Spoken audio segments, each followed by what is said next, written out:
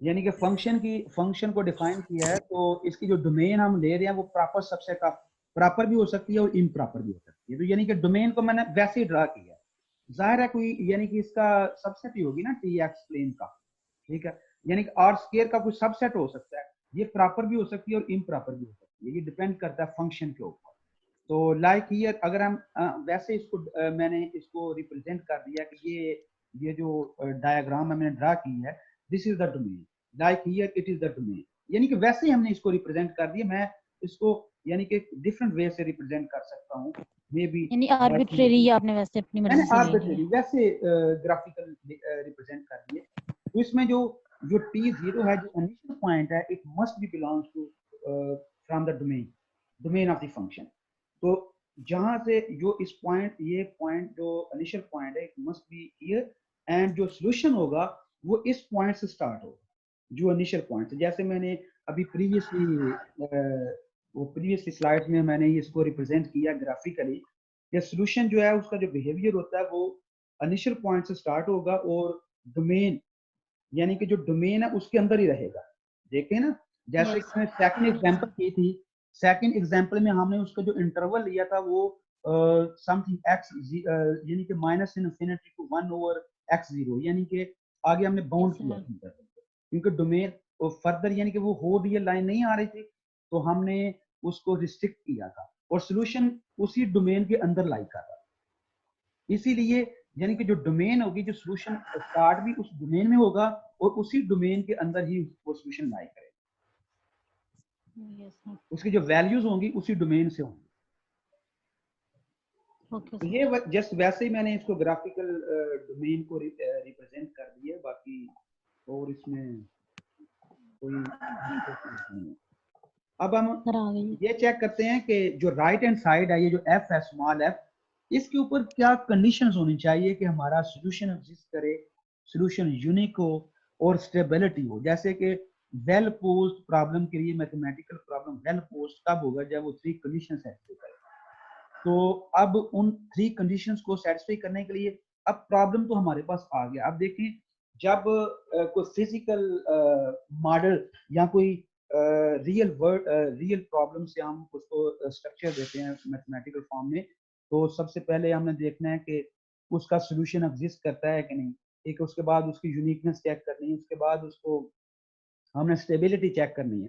अब ये तो नहीं कि वहां पर हमें जब हम प्रॉब्लम कंस्ट्रक्ट करते हैं किसी मॉडल से, वो मॉडल कंस्ट्रक्ट करते हैं तो कोई डिफरेंशियल इक्वेशन तो नहीं बन जाती। For example this is dx over dt is equal to x और x at 0 is equal to, ये तो सिंपल डिफरेंशियल इक्वेशन जो हमने डेफिनेशन से सॉल्व की। लेकिन जब हम मॉडल कोई कंस्ट्रक्ट करते हैं तो वो अब्स्ट्रैक्ट होता है, मॉडल अब्स्ट्रैक्ट होता है। उसमें इसी तरह हमने जस्ट अजम्पशंस यूज करनी है और उन अजम्पशंस को यूज करके जो हमारे पास प्रीवियस रिजल्ट प्रूव्ड हैं ऑलरेडी, उनको यूज करके तो हमने उसकी स्टेबिलिटी चेक करनी है, उसकी एग्जिस्टेंस चेक करनी है और उसकी यूनिकनेस चेक करना होगा। सो हमें एफ के ऊपर डिफरेंट काइंड्स की अजम्पशंस चाहिए। तो let me tell you about the existence of the initial value problem. If the right hand side is continuous only, then there exists a solution. Sorry, here I forgot to write.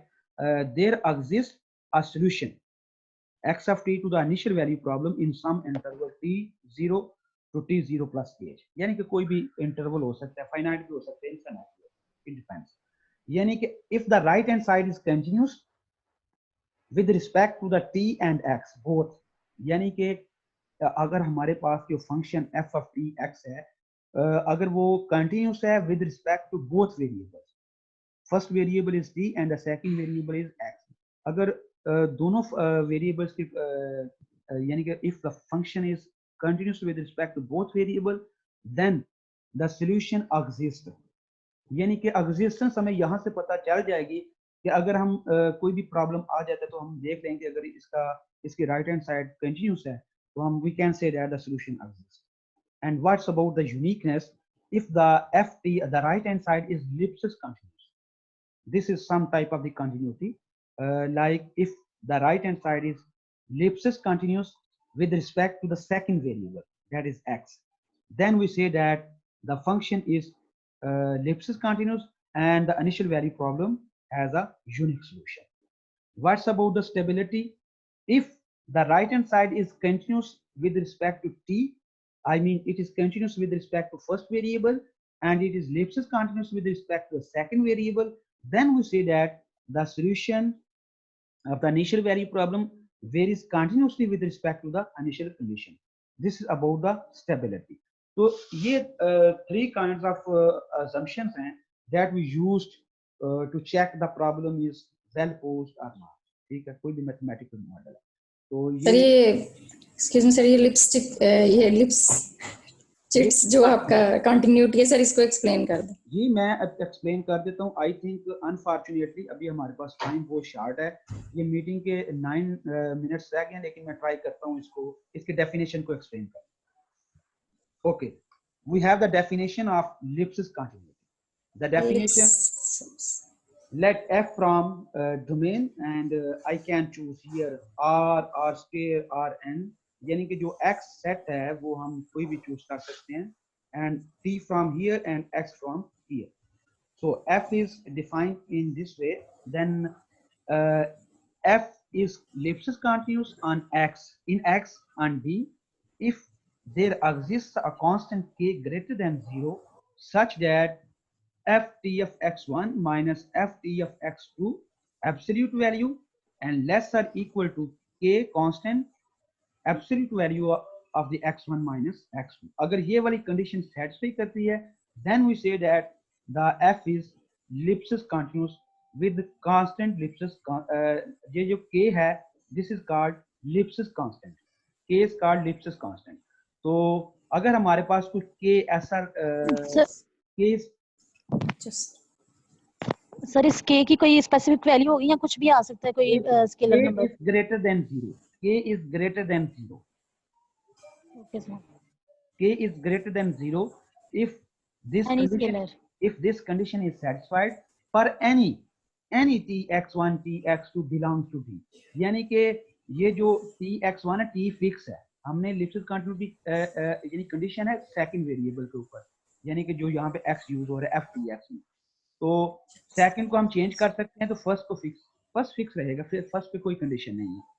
तो T X one T X two for any, यानी कुछ domain के सारे elements अगर ये property satisfy करते हैं, then we say that F is Lipschitz continuous on D. Another definition about the locally Lipschitz continuous. Locally Lipschitz continuous ये जैसे कि ये डोमेन के ऊपर है, तो बाज़ औक़ात ऐसा होता है कि पूरी डोमेन के ऊपर फंक्शन Lipschitz continuous नहीं रहता, वो उस डोमेन के ऊपर, पूरी डोमेन के ऊपर तो नहीं, लेकिन वो एक स्पेसिफिक पार्ट के ऊपर function Lipschitz continuous। For example ये ए डी है, लेकिन फंक्शन इस पूरी डी डोमेन के ऊपर, ये डी के ऊपर Lipschitz continuous नहीं है, लेकिन हम एक ऐसा पार्ट इसका फाइंड आउट कर लेते हैं, जैसे कि ये एक पार्ट है, तो ये एक नेबरहुड है, यानी कि एक पॉइंट है, फॉर एग्जांपल इस पॉइंट की नेबरहुड है, तो इसके ऊपर फंक्शन Lipschitz continuous है। या फिर हम एक ये पॉइंट है, इस पॉइंट के ऊपर हम इसकी एक नेबरहुड फाइंड आउट कर लेते हैं, जिसके ऊपर फंक्शन Lipschitz continuous है। यानी कि अगर डिफरेंट पॉइंट्स के ऊपर हम फंक्शन यानी कि वो एक डोमेन हम फाइंड आउट कर लें, नेबरहुड फाइंड आउट कर लें, जिसके ऊपर फंक्शन का Lipschitz continuous है, then we say that function is locally Lipschitz continuous. I can explain by the definition. F is the locally Lipschitz continuous in X and D if for T star X star this point belongs to D, there exists a neighborhood of T star X star in D and the constant K star such that this function is Lipschitz continuous with the Lipschitz constant K star।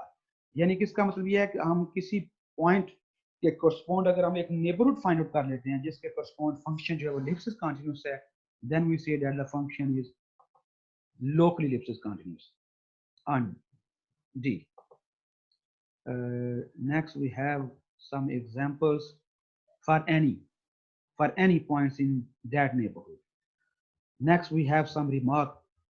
Assume f, the right hand side is continuous and has partial derivative with respect to x and g, then partial f by partial x is bounded on D implies that f is Lipschitz continuous on D. यानी कि we have the remark here, we can prove it by using mean value theorem, like अगर right hand side यानी कि जो partial derivative with respect to x है with respect to second variable अगर bounded है तो वो Lipschitz continuous function होगा.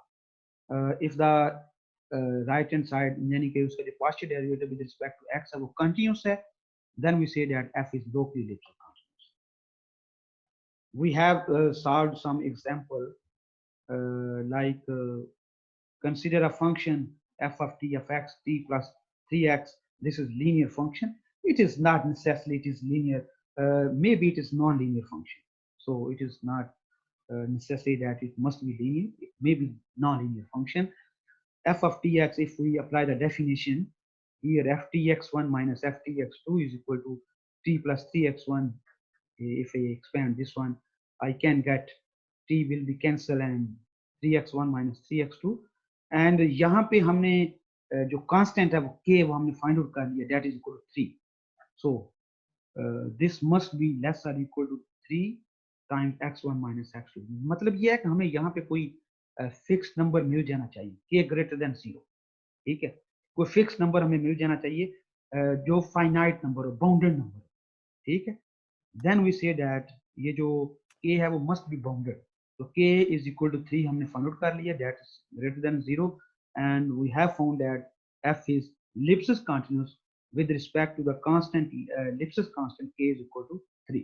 This function is Lipschitz continuous on the whole set, on the whole plane r square. ये full plane के ऊपर यानी कि full plane के ऊपर ये function जो है वो Lipschitz continuous है. This is a linear function. F is Lipschitz continuous with the Lipschitz constant k is equal to 3. Next, we have another example that is about the non-linear, and we can apply the definition. And here we have used some property of the norm. We have used some property of the norm here, x1 plus x2, x1 minus x2. अब यहाँ पे ये जो number है, अगर हम domain जो ले रहे हैं वो सेट ऑफ जो डोमेन है वो होल प्लेन है. लाइक हियर अगर तो उसकी जो डोमेन है वो डोमेन हम चूज कर रहे हैं, जो डोमेन है वो आर स्क्वायर है, जैसे वो प्रीवियस एग्जांपल में थी.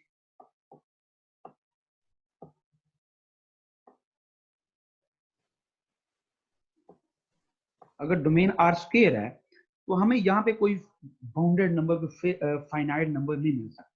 यानी कि इसको अगर हम देखें तो हम we are unable to find some bounded number, so that k would be, यानी कि k हमें कोई बाउंडेड नंबर नहीं मिल सकता. So this is not Lipschitz continuous on the whole real whole plane r square.